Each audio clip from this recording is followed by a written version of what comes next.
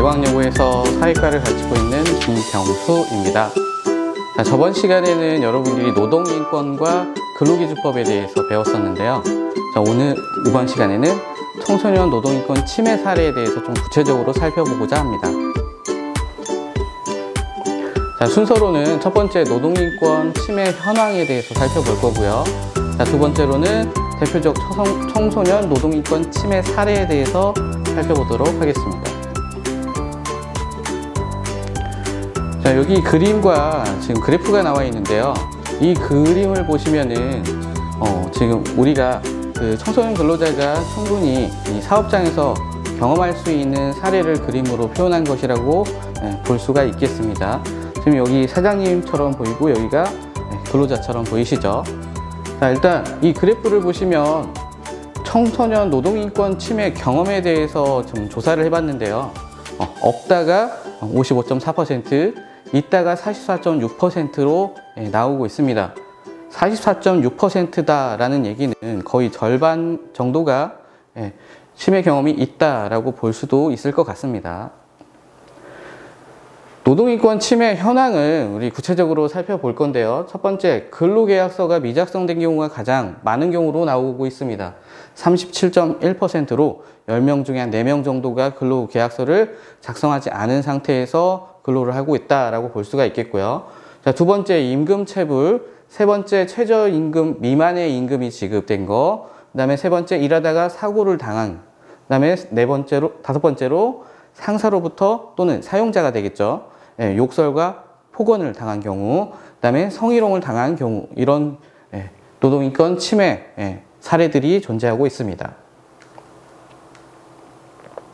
대표적으로 청소년 근로자들이 노동인권 침해를 당할 수 있는 경우가 이 두 가지인데요. 첫 번째, 휴게시간 보장, 그 다음에 주휴수당 지급 여부, 요 두 가지가 가장 청소년 근로자가 노동인권에서 침해당할 수 있는 사안이 되겠습니다.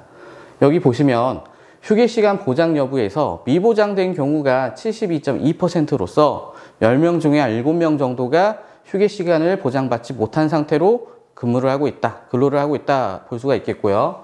그 다음에 주휴수당 지급 여부에 대한 이 그래프를 보시면은 미지급이 64.6%로 10명 중에 6명 정도가 주휴수당을 받지 못하고 있다라고 볼 수가 있겠습니다.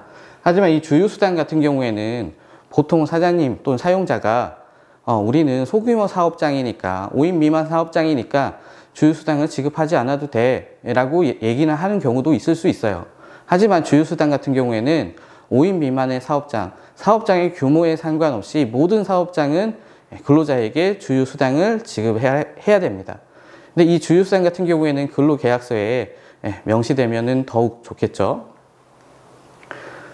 자, 사례를 하나 살펴볼 건데요. 아르바이트 도중에 물품이 파손된 경우입니다.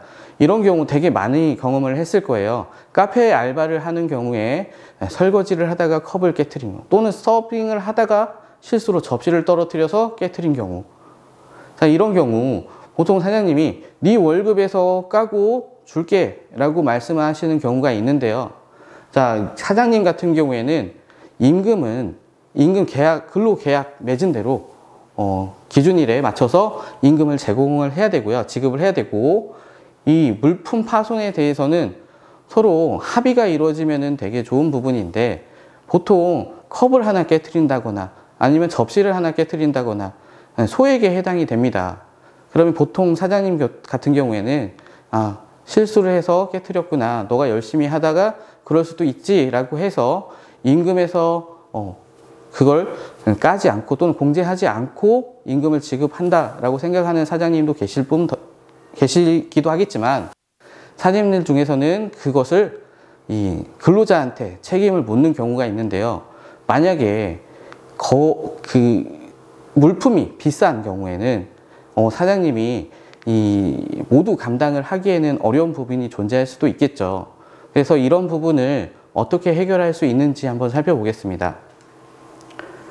자, 임금과 손해배상액의 상계라는 좀 어려운 표현이 있는데요. 첫 번째, 근로자가 사용자에게 손해배상액 상계 동의서를 작성했다면 위법은 아닙니다. 그러니까 이 부분은 일단 사용자는 근로계약서대로 임금 지급 일에 임금을 지급을 먼저 합니다. 그리고 그 손해배상액, 물품 파손건에 대해서는 이 상계 동의서에 맞춰서 서로 물품 손해액을 그 근로자가 지급을 해야 되는 부분이 존재할 수도 있는데요. 가장 중요한 것은 여러분들이 경험할 수 있는 두 번째입니다.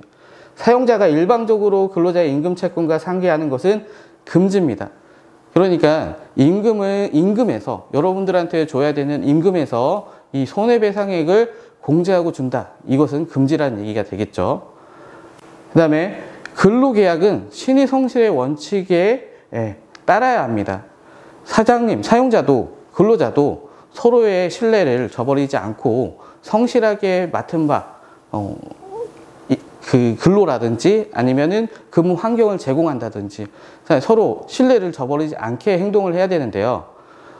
만약에 이 물품 파손에 대해서 사용자가 모두 다 감당을 해야 된다면 근로자는 이 신의성실의 원칙을 지키지 않고 사장님이 이 모든 것을 감당을 하겠지라고 이 주의 태만을 집중하지 않고 주의하지 않고 태만해서 이 물품들을 막 깨트리거나 아니면 일부러 사장님이 또는 사용자한테 안 좋은 감정을 가지고 물품들을 파손을 하게 된다면 그 모든 것을 사장님이 또는 사용자가 떠안을 수는 없겠죠.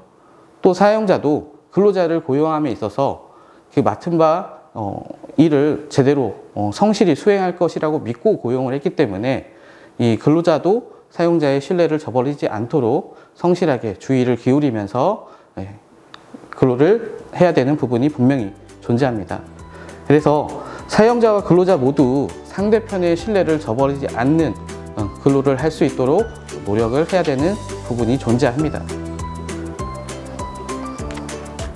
자, 다음 시간에는 이 근로계약서를 작성하는 방법을 배울 거고요. 우리가 앞서 노동인권 근로기준법, 노동침해 사례 이 모든 것들을 배웠는데 이 부분에 대해서 정리하는 시간을 가져보도록 하겠습니다. 이상입니다.